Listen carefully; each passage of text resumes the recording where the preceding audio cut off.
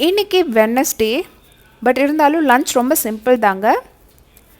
இன்றைக்கி வந்து பார்த்திங்கன்னா ட்ரை ப்ரான்ஸ் போட்டு தொக்கு செஞ்சுருக்காங்க.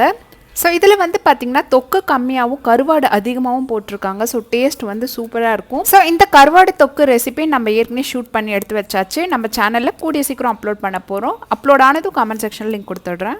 அண்ட் இந்த தொக்குக்கு வந்து பார்த்திங்கன்னா ஆப்டான காம்பினேஷன் ரசம் தாங்க. இன்றைக்கி சுட சுட மிளகு ரசம் வச்சுருக்காங்க. இந்த தொக்கே நம்ம சாதத்துலேயும் பிசைஞ்சு சாப்பிட்லாம். டேஸ்ட்டு சூப்பராக இருக்கும். கூடவே சுட சுட சாதம் அண்ட் வெங்காயம்லாம் போட்ட ஆம்லேட் ரெடி ஆகிட்டே இருக்குது. ஸோ இதுதான் இன்றைக்கான லன்ச் மெனு.